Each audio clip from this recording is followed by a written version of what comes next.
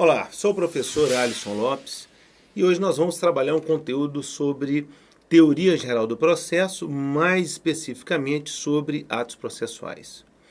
Mas antes de falar dos atos, tanto dos serventuários como dos advogados representando as partes no processo, Ministério Público e Magistratura, nós vamos falar sobre os sujeitos do processo. E é muito importante nós delimitarmos isso porque muitas das vezes nós imaginamos partes do processo apenas aqueles que litigam, aqueles que estão no Poder Judiciário em face de uma pretensão resistida. E não é o caso. Então vamos lá, vamos falar um pouquinho sobre os sujeitos do processo. Primeiro, são as partes, autor e requerido. Esse nome, dentro da literatura processual, varia muito. Se nós temos aí uma ação de embargos, eu tenho embargante, embargado. Se for uma execução, exequente, executado. Numa ação do procedimento comum, nós chamamos de requerente, o polo ativo, e requerido. Eu vou usar esse termo. Requerente, aquele que pleiteia uma ação, requerido, aquele que responde, contesta a ação do requerente. Mas a terminologia é muito variada, depende dos procedimentos. Na seara penal, eu abro um destaque para a literatura especializada, onde a terminologia é muito relevante. Eu me recordo quando fazia o mestrado em Direito Público, Estado e Cidadania, eu caminhei no princípio da verdade real no processo penal brasileiro. E quando encontrava com os professores, principalmente na área de processo penal, a gente utilizava a terminologia, havia um rigor técnico em dizer o seguinte: quando no procedimento administrativo preliminar nós temos ainda apenas meros indícios de quem possa ser o autor do crime, nós chamávamos de suspeito, né? Suspeito. Quando ele fazia parte da investigação, já conduzido como autor do crime, ou pressupondo a autoria e materialidade do crime a ele atribuída, esse suspeito ele já mudava um pouco o nome, né? Era o investigado. Após a conclusão do delegado de polícia, e no seu relatório final ele conclui efetivamente que aquele que ele suspeitava, que investigava, é o autor do crime, autoria e materialidade, né? E ele faz uma peça conclusiva, passa a chamar indiciado. O promotor de justiça recebendo os autos do inquérito policial, a partir do momento que ele tem a sua convicção e busca iniciar uma ação penal nos termos do artigo 129, ele é o titular da ação penal, 129 da Constituição, ele passa a ser denunciado. Recebida a denúncia pelo juiz onde se inicia a ação penal, ele passa a ser denominado de acusado, réu no processo penal. Então, está notando a mudança de terminologia em função da fase do processo? Pode ser o mesmo processo que vem apurar aí um crime de furto, por exemplo, né? Um crime de furto. Então, depois ele é denunciado, recebeu a denúncia, acusado, réu. Juiz condena, sentenciado, mas ainda cabe recurso, né? Transitou em julgado, ele é condenado. Iniciou o cumprimento da pena, recuperando. E até um ano após o término do cumprimento da pena, inclusive pela LEP, Lei de Execução Penal, o egresso. Então, essa terminologia, de acordo com os procedimentos, tem uma variação dos polos do processo, né? Fiz aí um paralelo no processo civil e no processo penal. Então, além dessas partes, nós temos o juiz, e aí a atenção do juiz como intérprete autêntico de Kelsen. Eu gosto muito de uma fala do ministro Eros Grau, ex-ministro do STF, né, um filósofo do direito praticamente, onde ele ressalta essa função do magistrado como intérprete autêntico de Kelsen. Por quê? Além de interpretar a norma e não a regra, para a sua aplicação num caso concreto, ele informa com quem está o direito. Então não basta um mero ato de compreensão, um mero ato de assimilação do que a regra pretende, né? E aí vale a distinção. Vamos lembrar, regra é o comando jurídico positivado. Isso é regra, o que está escrito. Norma é o que se pretende com a regra. Então, o juiz extrai da regra a norma para aplicação num caso concreto, decidindo com quem está a razão. Se o pedido do autor é procedente, procedente em parte ou improcedente. Ok? Então, essa é a função do juiz e essa é a função da magistratura. Além disso, os auxiliares do juízo, muito importante, são aqueles que permitem a tramitação do processo. Eu me recordo, certa feita, uma questão do exame de ordem falando sobre prazo impróprio, e muitos erraram, né? Então, o CPC, ele procura pontuar alguns prazos de tramitação interna, mas não trabalha todos, porque muitos são determinados pela Corregedoria Geral de Justiça, hoje também pelo CNJ.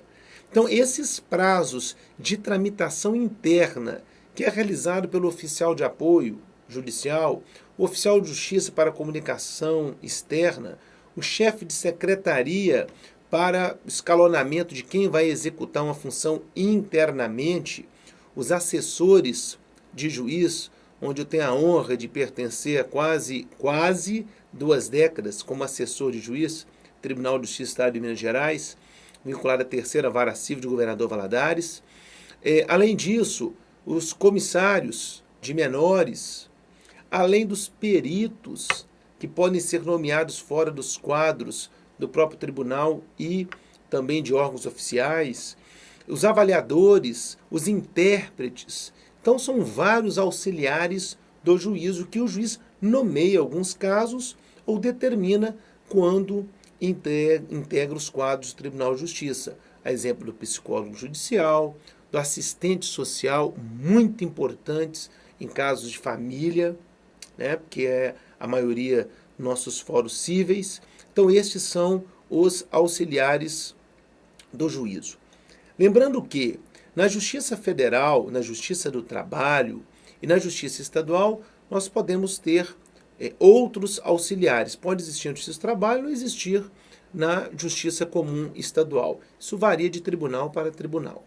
Ok? Muito bom. E ainda o Ministério Público, que nós não podemos esquecer. Quando você for fazer as suas leituras, seus apontamentos, vocês vão encontrar o MP com o nome de parquet, parquet, que é o nome francês e que nós utilizamos muitas vezes na doutrina jurídica, o parquet. Na Constituição de 88, ele assume várias funções, mas relacionado ao processo, ele pode ser parte do processo, quando ele atua em defesa, quando ele é parte propondo as ações aos hipossuficientes, eu estou falando dos menores, eu estou falando dos idosos, em muitos casos do consumidor, e ainda como custos legis. O que é isso? Apesar de não estar muito em moda o uso do latim dentro mesmo do direito, esse termo custos legis vocês vão ver com alguma frequência. É fiscal da lei. Fiscal da lei. Ele atua para verificar a regularidade da aplicação da lei. E aí eu quero abrir um parênteses. Toma cuidado porque, apesar do CPC ser uma lei de aplicação nacional, e nós temos que comunicar ao Ministério Público em função de processos que envolvam interesse público, existe uma carta que foi elaborada, na verdade, um documento das procuradorias, chamado Carta de Ipojuca. É Ipojuca mesmo, a cidade lá do Nordeste. Eles reuniram e verificaram o que efetivamente tem interesse público para a atuação do Ministério Público. Porque tinha muitas ações que o Ministério Público atuava, mas não havia um interesse público emergente que justificasse a sua intervenção. Então, essa carta de Pojuca, por exemplo, excluiu alguns procedimentos da atuação do Ministério Público. Uso capião, né? Consta lá na legislação que o uso capião necessita aí da intervenção do Ministério Público porque é uma aquisição originária da propriedade pelo decurso de tempo. O indivíduo ficou lá 30, 40 anos, onde todos imaginavam que ele era proprietário, agia como se fosse, né? E pelo decurso de tempo, independentemente da vontade do proprietário anterior, ele adquire a propriedade originária daquele bem através do uso capião. E aí o Ministério Público vai intervir para quê? Para conferir se realmente tem um cumprimento dos ditames legais. Na Carta de Pojuca, nota-se que aí esse direito de propriedade está mais relacionado ao direito privado, não ao direito público. E aí você vai ver em muitos processos o pedido do Ministério Público da desnecessidade da sua intervenção. Então, para fins de teoria geral do processo, basta que você grave: Ministério Público atua no processo civil como parte ou como custos lete fiscal da lei. Na ação penal, aquela que tem natureza pública, mesmo que condicionada, ele é o titular da ação penal. Muito bem, vamos caminhando. E aí nós vamos entrar em atos processuais. E aí o conceito, eu vou fazer a leitura no pequeno trecho, vai ajudar a conduzir o nosso raciocínio. Vamos lá. Atos processuais são atos jurídicos praticados pelos envolvidos no processo e que repercutem na relação jurídica processual. Não é o ato apenas do estagiário conduzir os autos da Secretaria Judicial ao gabinete. Isso não tem uma repercussão dentro da relação jurídica processual. Então, nós não consideramos como atos processuais. Os estagiários brincam, né, que quando eles transitam com o processo físico, que ainda nós temos muito, apesar de desde 2016 estamos atuando no processo judicial eletrônico, que ele está dando andamento ao processo, né? Piada. Ali não são atos processuais, só aqueles que repercutem efetivamente na relação jurídica processual. E aí, Chiovenda fala o seguinte, o conceito dele, são aqueles que têm importância jurídica em respeito à relação processual, isto é, os atos que têm por consequência imediata a constituição, conservação, desenvolvimento, a modificação ou a definição de uma relação processual. Então, isso é um ato processual.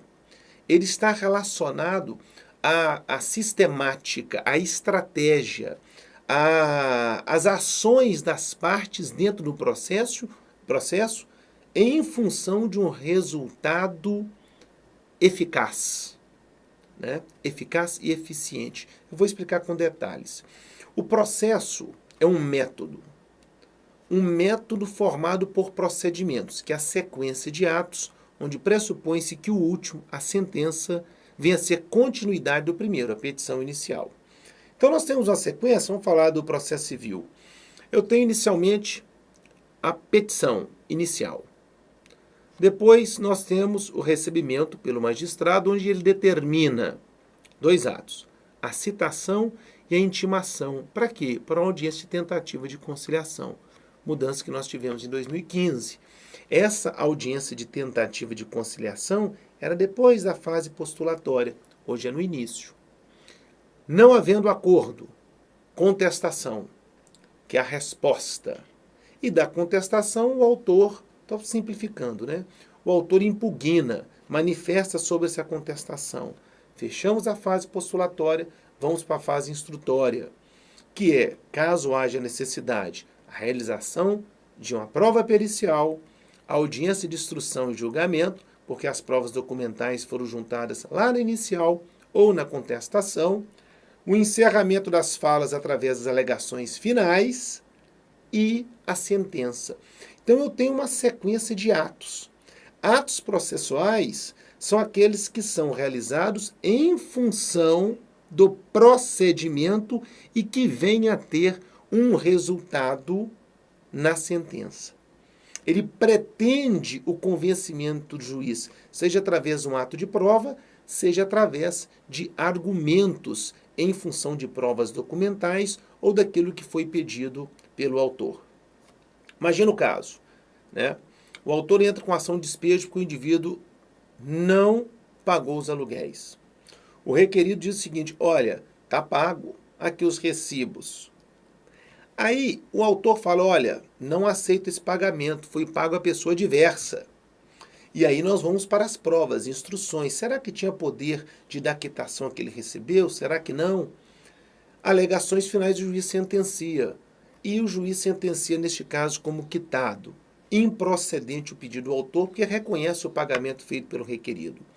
Todo ato no processo que tinha como finalidade a busca do resultado favorável ou não ao pedido inicial são atos processuais. Ok?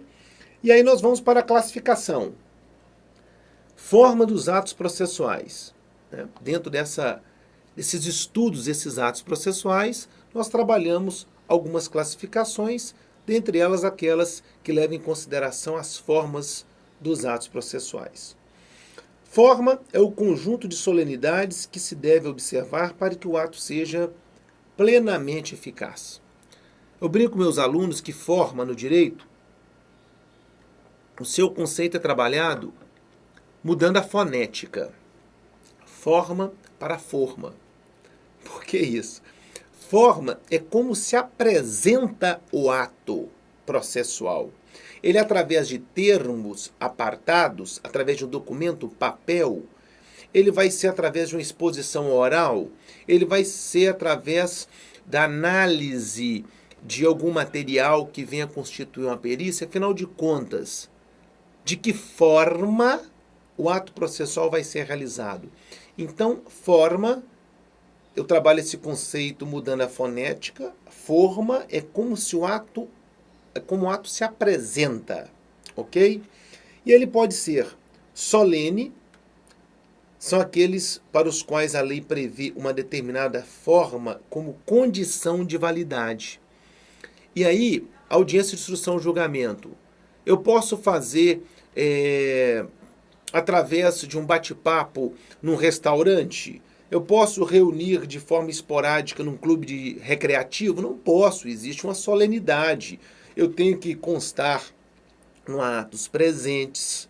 Se eu vou ouvir testemunhas de acusação de defesa, quais testemunhas podem ser ouvidas inicialmente, se elas compõem o rol de acusação ou de defesa. Então são atos solenes.